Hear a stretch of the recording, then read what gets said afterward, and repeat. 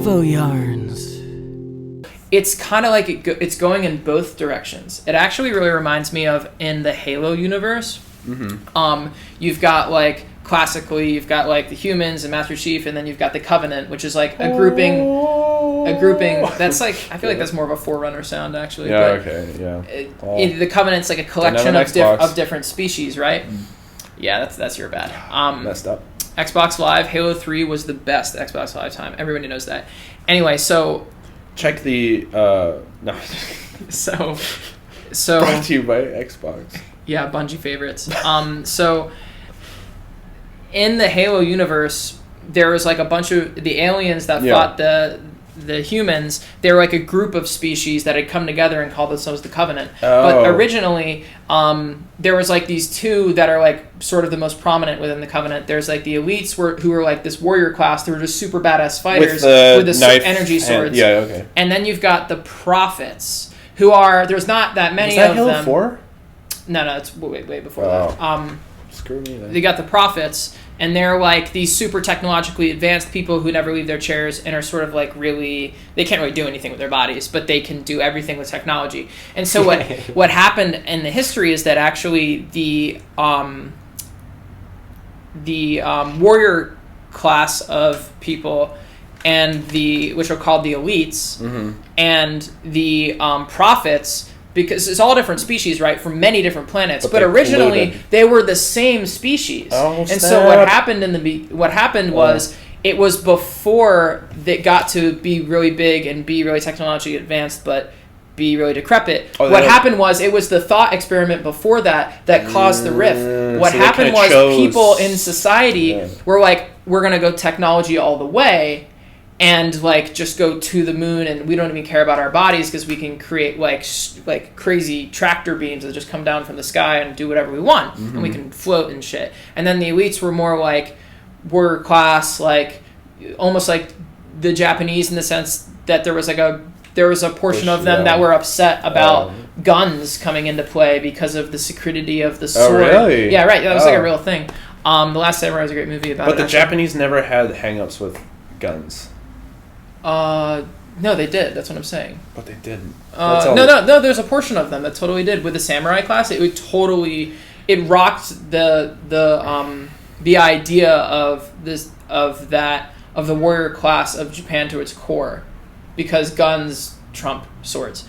But anyway, guns trump swords, right? So what happens is there's this war, right? And so the elites the people that will become the elites, like evolutionarily, win the war, because the other people are still rather stocky, basically, but they're not that technologically advanced yet. So in the short term, the Tyrannosaurus Rex does kill the very small mammal, but eventually that mammal becomes a human, and so it'll win, right? So think about it that way, right? So then a small group of the people that would become the prophets, the technologically advanced people, they go to space above the planet in a satellite, a space station, and is that the Halo?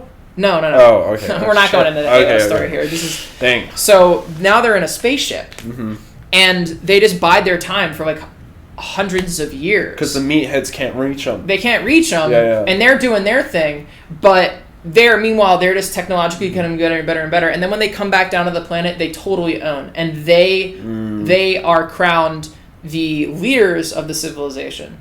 And I never knew there was the that elites. Much in it's huge. And the elites are the protector warrior class of the royals, who are the prophets. The pawns.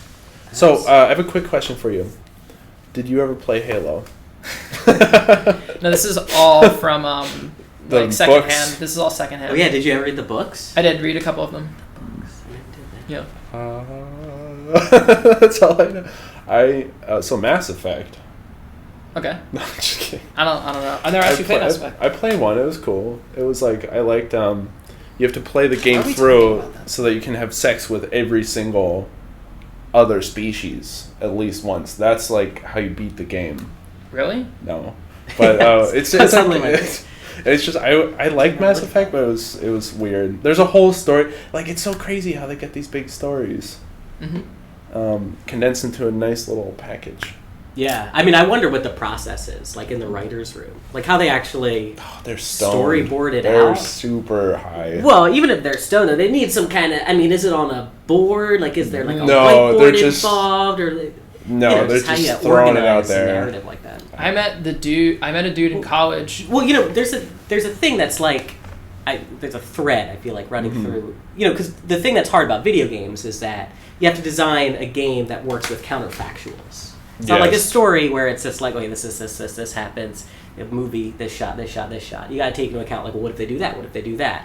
And all these branching possibilities. And I feel like so much trees. of everything that we've been talking about today, in some ways, has been about the difficulty of dealing with counterfactuals. Quantifying them, like figuring out, you know, how the world could have been, how, you know, because in order to come up with any notion of value, Utils. it's all about comparison between these worlds that are... That's crazy, because it's like, at some point a video game has to go counter to reality for it to be an entertaining video game, right? Like, if it's indistinguishable from reality in literally every way, then it has no value. Right? It has to have some type of... We need the story element. Yeah, but also paradoxically, like... Well, I will also say that... Well, okay, so what I wanted to say, just finish, is that in French cuisine, they consider the reason that it's like considered the highest cuisine because everything comes from failure, apparently, is this concept. Thanks. Have you heard about this? In fact, it was I who showed you the video of Zizek explaining Okay. that. Break it down. Oh, he just was saying it's champagne. Originally, they didn't mean it to get bubbly. It just fermented weird. Camembert, they just left it out. Didn't, you know, make it right. And then they went with it. He was like on a thing about, you know, failure. The French philosophy, basically. Yeah, totally. Yeah, well, some French friends. You know, it's interesting.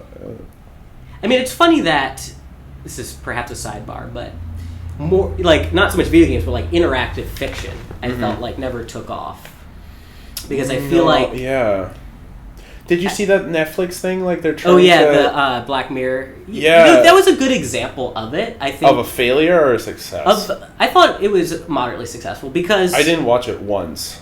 What was smart about it was the way they telescope through time. Oh. So it's like you could take different paths, but then you wouldn't have to like watch the whole fucking episode. They would like recap kind of like what path you're on with like a shot of like different parts so of it. Basically, the way it incorporated like the cinema with the decision making. I thought that was smart. So that's like a design aspect when you're trying to make something like that. Like you're incorporating what would be a problem is like having to leap back and forth into a nice little story, you know, a nice little mechanic. Like good video games always do that because ultimately the fact is it's like I think people struggle with the counterfactuals, right? Because I mean I remember the early experience playing video games feeling like, oh shit, I'm enjoying this, but like I'm never going to be able to find all of the keys or all the secret things. Or like have there's sex like with all the aliens. You have a desire for completeness that can never be fulfilled. It's unlike a novel, like you know, like every time you read it, it's different. But you know, beginning to end, it's like one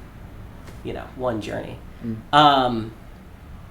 So you know, when you're trying to design an economy, I mean, I think there's always going to be like a balance between like how many counterfactuals does someone have to consider before they're exhausted? How do you? What's the proper game? You're getting Arvoyarns.